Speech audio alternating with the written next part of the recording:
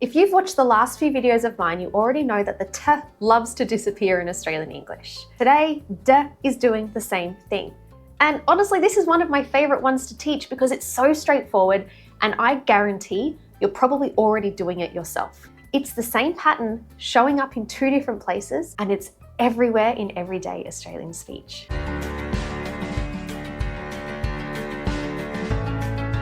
I'm Amanda, a certified accent specialist, and this is part 5 of my Connected Speech series. I've linked the playlist up top if you want to go ahead and watch the other videos in the series. Let's get into it. So when does d drop out? The rule is this: d drops from an nd or nd cluster when the next sound is a consonant sound. Just like t, it's very hard to finish the d sound and then reposition your mouth and tongue, whatever it is, for the next sound when it's a consonant. So it's one rule with 2 positions. It happens at word boundaries and inside single words. We're going to look at both. Position 1, the nd cluster at a word boundary. This is just where a word ends in nd or nd and the next word starts with a consonant sound. The d simply just drops off when it comes after an n and the next word begins with a consonant sound.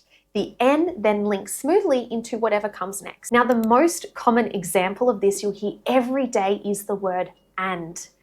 Australians, actually most native and advanced English speakers, drop the d from and constantly in connected speech. Think of fish and chips, not fish and chips. Fish and chips. The A in and also softens to a schwa sound. So it's not fish and chips. The a changes to an link up top for a video on the schwa sound. Fish and chips. Pros and cons, same thing. Pros and cons. Brother and sister, here the R becomes a linking R. We link it to and or n. Brother and sister. You will notice it everywhere once you start paying attention to it. I guarantee it. Here are some more examples. Just listen first. Hand me. Not hand me, just hand me. Stand back becomes stand back. Send through becomes send through. Sound good? Becomes sound good. Brand new becomes brand new. Then what you're doing here is you're linking N to N, same sound consonant linking, got a video for that linked up top. Band stopped, band stopped. Okay, now say it with me. Hand me, send through, sound good, band stopped. So just remember when the d drops, the n links directly into the next consonant sound. There is no gap. If you put a gap, it defeats the purpose of connected speech. It has to be seamless. Send through isn't send through. It's not send through. You have to connect it. It's send through. Send through. It's smooth and connected. Now, position 2 is the nd cluster inside a single word. It's the same rule, just happening inside one word rather than across 2. So, when the nd sits in the middle of a syllable, the d gets caught between the n and the consonant that follows, and it drops. Handful, not handful, handful.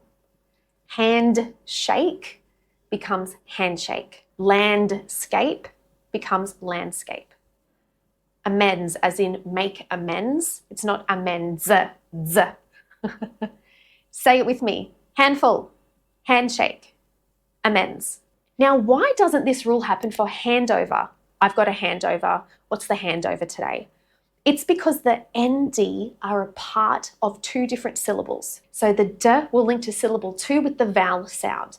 So it's almost like consonant to vowel linking happening in between syllables. Handover, handover. These are words you'd use in a workplace conversation every single week. And now you know why they sound the way they do and why they don't look like the spelling. Practice time. This one's a workplace scenario. It's the start of a new project and the team is getting briefed. As always, first, just listen. Sound good to everyone? We'll do a quick handshake on the terms and conditions, then hand over the brief. Brand new project, brand new team. Send through any questions before the handover meeting on Monday. Now I'll read it again slowly with the Elision moments marked. Sound good to everyone? We'll do a quick handshake on the terms and conditions, then hand over the brief. Brand new project, brand new team.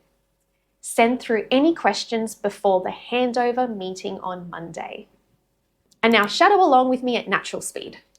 Sound good to everyone? We'll do a quick handshake on the terms and conditions, then hand over the brief. Brand new project, brand new team. Send through any questions before the handover meeting on Monday. And if connected speech is something you want to go deeper on, I run a 6-month pronunciation program called the Australian Pronunciation Studio.